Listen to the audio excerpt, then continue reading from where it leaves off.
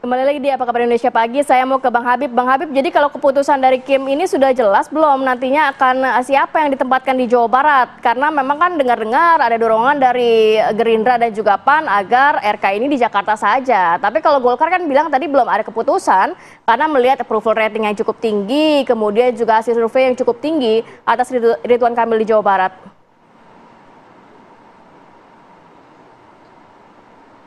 Bang Habib. Tentu kami mengacu kepada sikap Partai Golkar dan Pak Ridwan Kamil. Ya. Pak Ridwan Kamil kan orang yang bersangkutan dan Partai Golkar adalah partai yang bersangkutan. Karena Pak Ridwan Kamil adalah waketum Partai Golkar. Ya, kami menunggu dan saya pikir pasti akan banyak alternatif calon-calon yang lain ya.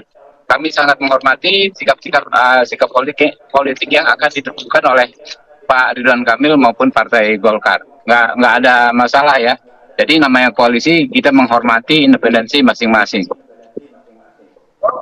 Tapi kalau Habib, ya, kalau misalkan akhirnya diputuskan bahwa Ridwan Kamil ini bertarung di Pilkada Jawa Barat, artinya untuk Gerindra sendiri akan tetap mendukung Ridwan Kamil atau memang sudah akhirnya pasti Deddy Mulyadi? Jadi akhirnya bertarung begitu di Pilkada Jawa Barat. Jadi kita lihat dinamikanya, ya, Mbak ya. Di grassroots memang ada permintaan dari konstituen kami agar Pak Deddy Mulyadi bertarung ya, ikut kontestasi Pilgub Jawa Barat.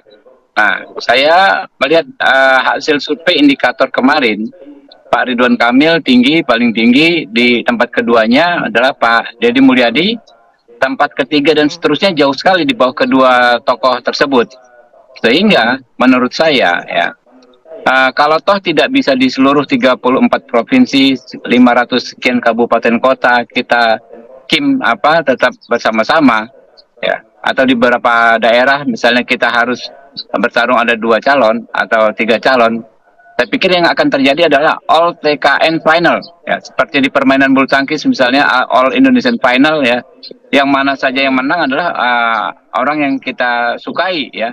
Kita kalau nanti misalnya ya dalam situasi harus kedua orang tersebut sama-sama maju, kan dua-duanya TKN, kedua-duanya adalah pendukung Pak Prabowo, ya. Dan yang sangat mungkin menang adalah salah satu dari 2 orang tersebut. Jadi nggak ada beban ya bagi Kim, sebetulnya menurut saya nggak ada beban ya.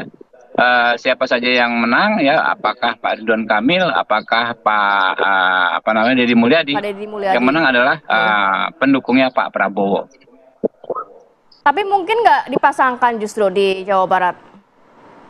Saya mungkin juga ya. Apakah dipasangkan juga? Ya, tetap mungkin saja. Ya, kita lihat nanti perkembangannya, dan pimpinan kami, ya, pimpinan partai-partai politik sedang membahas hal tersebut.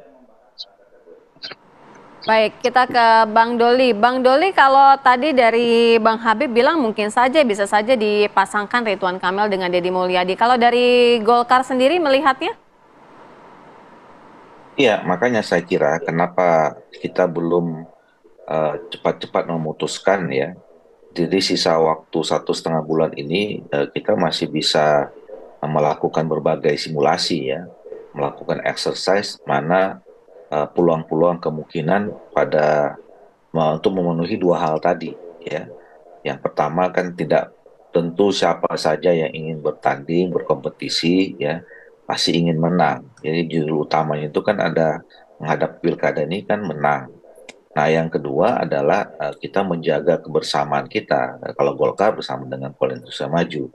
Nah, untuk memenuhi prinsip 2 hal itu ya, berbagai kemungkinan kan masih, atau berbagai skenario bisa saja. Ya tadi pertama, kalau misalnya pada akhirnya masing-masing partai politik punya kalkulasi masing-masing sendiri ya, dari kepentingan Koalisi Indonesia Maju seperti yang disampaikan oleh Pak Habibur Rahman tadi, ya dua-duanya itu Koalisi Indonesia Maju. Nah, atau yang kedua bisa juga disandingkan, kan seperti itu. Atau ada kemungkinan-kemungkinan atau skenario yang lain. Nah, ini yang sekarang terus kami cermati ya, dari masing-masing partai politik, atau juga dalam pembicaraan-pembicaraan bersama antara pimpinan partai politik di dalam Koalisi Indonesia Maju.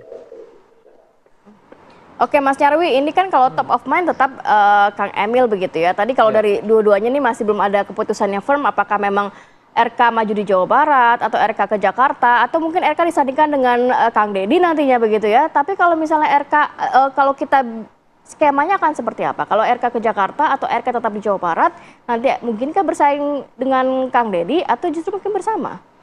Ya, kalau bersama saya lihat sampai hari ini ya kecenderungannya sebenarnya kecil ya. Oh, oke. Karena dua-duanya kan big name juga, basis sebaran yang berbeda juga. Ya.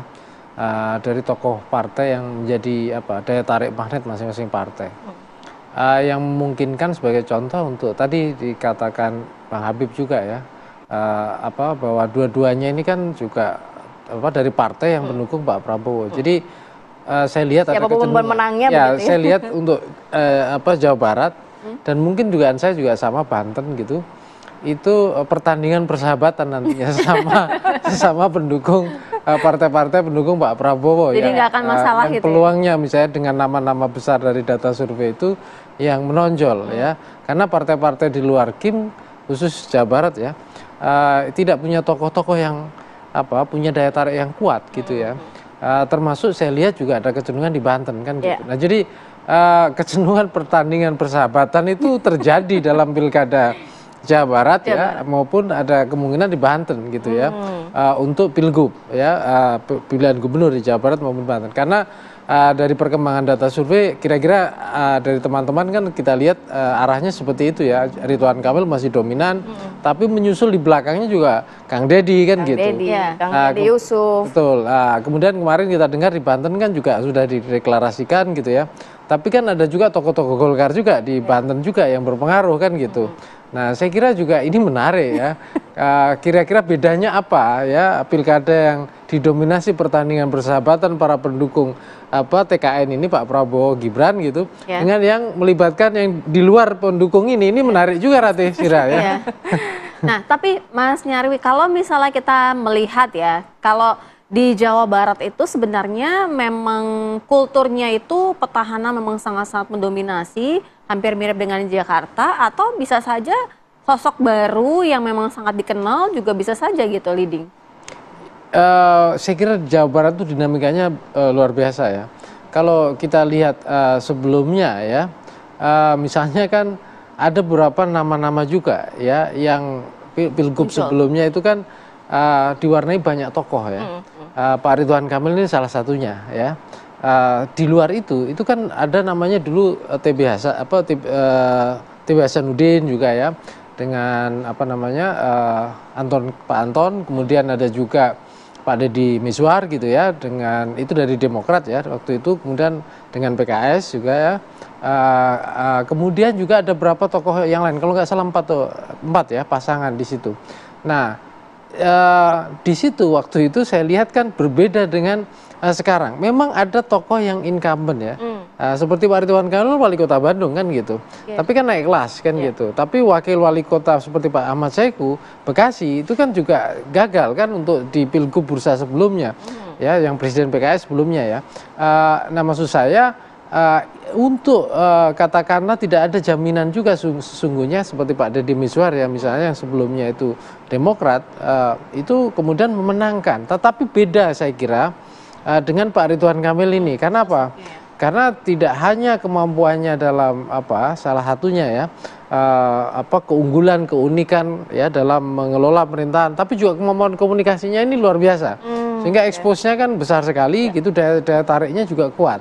Nah, saya lihat beberapa tokoh petahana yang lain kan ini yang disebut dengan permanent campaign ya, kampanye permanen. Jadi kalau ketika dia berkuasa gitu ya, tapi sekaligus dia bisa menjalankan komunikasi politiknya sekaligus bagian dari kampanye yang permanen, sehingga masyarakat itu terus berinteraksi, terus punya daya tarik dia di tengah masyarakat. Magnetnya masih ada lah ya? Masih ada. Nah, Kang Deddy ini kan sebenarnya pernah jadi bupati kan, tapi setelah pernah DPR juga. Tapi saya lihat kan upaya untuk misalnya terus ya berinteraksi, terakhir melalui podcast. Ada kan di beberapa data survei yang dirilis teman-teman gitu ya.